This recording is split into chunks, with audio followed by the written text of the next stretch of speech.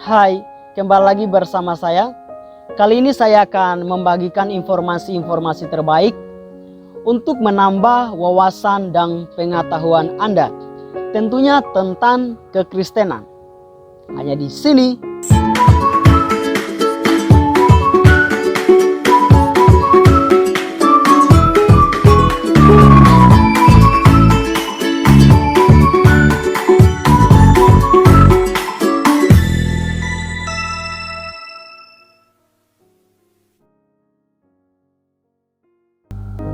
Sahabat-sahabat gerejaku, tentunya setiap agama yang masuk di Indonesia mempunyai latar belakang dan sejarah tersendiri.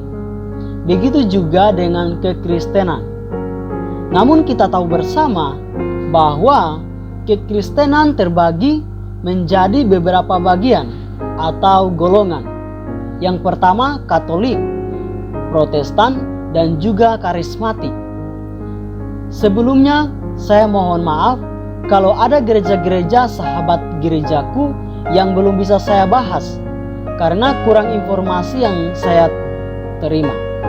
Tetapi saya berusaha membagikan sejarah-sejarah masuknya gereja di Indonesia. Penasaran? Mari kita saksikan bersama videonya. Dan telah diuraikan pada bagian sebelumnya bahwa tujuan penjelajahan samudera oleh bangsa-bangsa Eropa selain mencari dan merampas harta kekayaan seperti emas dan perak dari negeri yang mereka temukan, yang tujuan lainnya adalah untuk membujuk rakyat pribumi untuk memeluk agama Kristen yang disebut dengan gospel. Para pelaut Spanyol dan Portugis mengemban amanat khusus dari rakyat mereka untuk membujuk rakyat pribumi memeluk agama Katolik. Pada setiap kapal Spanyol atau Portugis selalu turut serta para misionaris. Dan di samping untuk menjaga keselamatan jiwa awak kapal, tapi juga untuk menyebarkan agama Nasrani. Nah, penyebaran agama Kristen di Indonesia ini mengikuti pergerakan pendudukan dan koloni bangsa Barat, terutama VOC. Jadi daerah-daerah Indonesia Timur menjadi salah satu pusat penyebaran agama Kristen. Walaupun di Indonesia Barat kristenisasi juga sudah marak. Penyebaran agama Kristen di Maluku pada abad ke-19, bangsa Portugis memperoleh kedudukan di Maluku. Pada masa itu pula agama Kristen atau Katolik tumbuh di wilayah itu. Penyebar agama Kristen Katolik di Maluku adalah misi Yesuit dari Spanyol bernama Franciscus Xaverius. Ia berada di Maluku selama 1 tahun, yaitu antara bulan Juni 1546 sampai April 1547. Penyebaran agama Kristen itu dibarengi dengan gerakan sosial, yaitu meningkatkan kesehatan rakyat, menyelenggarakan pendidikan, dan sebagainya.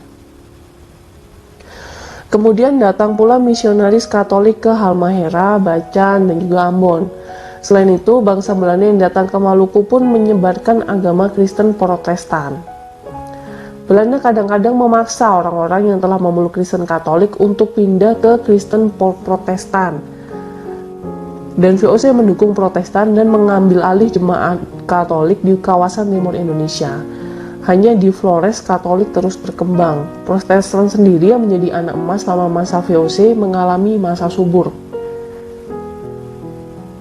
Nah, sekarang penyebaran agama Kristen di Pulau Jawa. Di Pulau Jawa, pertumbuhan dan perkembangan agama Kristen terjadi terutama pada abad ke-19.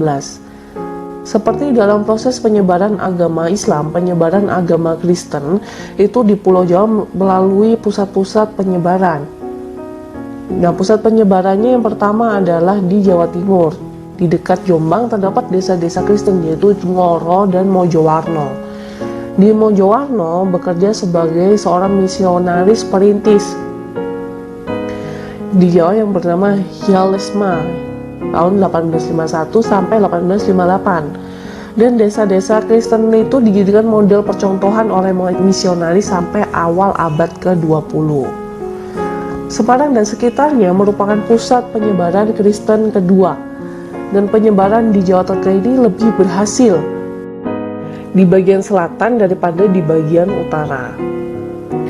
Kemudian penyebaran agama Kristen di Tanah Batak. Daerah Batak itu terletak di antara dua daerah yang keislamannya sangat kuat, yaitu Aceh dan Minangkabau. Masyarakat Batak sebagian besar masih menganut kepercayaan nenek moyang, karena proses islamisasi tidak sampai ke pedalaman. Oleh sebab itu, tanah Batak dianggap baik untuk menyebarkan agama Kristen. Kemudian untuk kepentingan penyebaran Injil pada tahun 1849 ditugaskan Dr. N. van der Toek yang dikirim ke daerah pedalaman Batak dan memulai tugasnya di Barus. Setelah melalui berbagai kesulitan, ia berhasil menyusul ke daerah pedalaman dan daerah Toba. Nah, sejak tahun 1860, misi Kristen mulai banyak yang masuk ke daerah Silindung dan Toba. Pos-pos sending sendiri berdiri di beberapa tempat di kedua daerah itu. Nah, begitulah untuk penyebaran agama Kristen di Indonesia ini. Itu sekaligus menutup materi kita yang berjudul Penelayaran Bangsa Eropa ke Indonesia serta Pendudukan VOC. Dan kita akan ketemu lagi di materi-materi selanjutnya. Terima kasih udah stay tune di sini dan mohon maaf kalau ada salah kata dan salah ketik.